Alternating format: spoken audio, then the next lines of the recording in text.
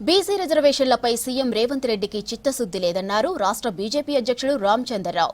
Rahul Gandhi PM అయ్యేది లేదు, బీసీలకు రిజర్వేషన్లు ఇచ్చేది లేదని విమర్శించారు. ఇక లోకల్ బాడీ ఎన్నికల్లో బీజేపీ మెజారిటీ స్థానాలు గెలుస్తుందని ధీమా వ్యక్తం చేశారు. ఇతర పార్టీలోని చాలా మంది నాయకులు బీజేపీ వైపు చూస్తున్నారన్నారు. ఈ నెల 10న బీఆర్ఎస్ నేత గువ్వల బాలరాజు బీజేపీలో చేరతారని చెప్పారు. మరో 6 మాజీ ఎమ్మెల్యేలు బీజేపీతో టచ్లో ఉన్నారంటున్న రామచంద్రరావుతో Vijay Sharma face to face. BJP రాష్ట్ర అధ్యక్షుడిగా బాధ్యతలు చేపట్టిన తర్వాత అనేక జిల్లా పర్యటనలు చేస్తున్నారు బీజేపీ రాష్ట్ర అధ్యక్షుడు రామచంద్రరావు. జిల్లా పర్యటనలు ఏ రకంగా ఉన్నాయి, ఇప్పుడు ప్రధానంగా బీజేపీలో చేరికల పైన కూడా రాష్ట్రమంతా కూడా ఒక చర్చ జరుగుతుంది. అసలు బీజేపీలో ఎవరు చేరబోతున్నారు, ఏ పార్టీకి సంబంధించిన నాయకులు చేరబోతున్నారు, ఈ విషయాలన్నీ మనతోని మాట్లాడేందుకు బీజేపీ రాష్ట్ర అధ్యక్షుడు రామచంద్రరావు ఉన్నారు. సార్, ముందుగా జిల్లా పర్యటనలు చేశారు, ఎలా ఉంది పార్టీకి సంబంధించి?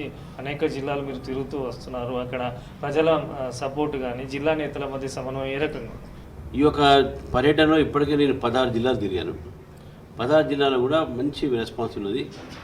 ఉత్తర తెలంగాణ, దక్షిణ తెలంగాణ 2 ప్రాంతాలు కూడా నేను తిరిగాను. రెండింటిలో కూడా మాకు మళ్ళీ బలం బాగా పెరిగినట్టు మాకు కనబడుతుంది.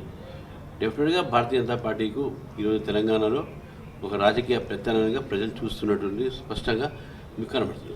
అంటే ఆపరేషన్ లోటస్ స్టార్ట్ అయింది.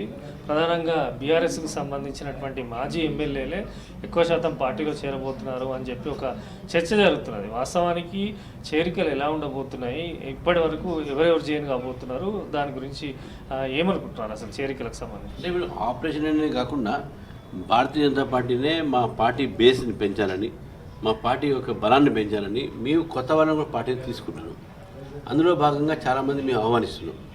వేరే పార్టీ వాళ్ళు కూడా ఎవరన్నా వాళ్ళ పార్టీ అసంతృప్తి ఉంటే తప్పకుండా భారతీయ జనతా పార్టీ రావచ్చు అని చెప్పి కూడా మేము చెప్తా ఉన్నాం.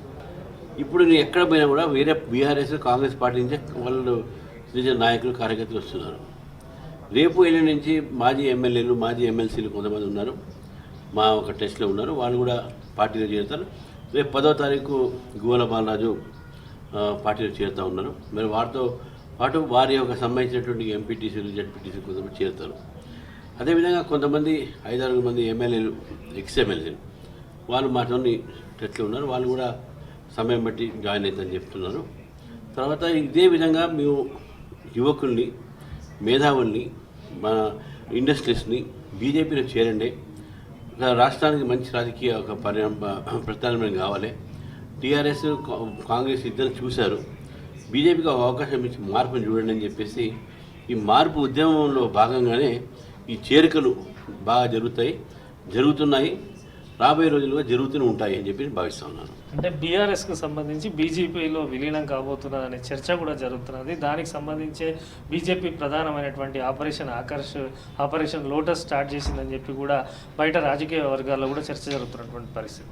మేము మా దగ్గర ఎవరు విలీనం తీసుకోము, మేము ఎవరితోనూ పొత్తు పెట్టుకోము. మా పార్టీ ఒరిజినల్ పార్టీ, మా పార్టీలో చేరవచ్చు. అంతేగానే మా పార్టీ వాళ్ళని విలీనం తీసుకుంటే ఈ కథలన్నీ కూడా బయట ఛాయ్ దగ్గర మాట్లాడుకోవడానికి, ఛాయ్ నవ్వుకుడు మాట్లాడడానికి పనికొస్తాయి, కానీ సీరియస్నెస్ కాదు. సీరియస్గా పార్టీలో ఈరోజు నాయకులు చాలామంది రావడానికి సిద్ధంగా ఉన్నారు.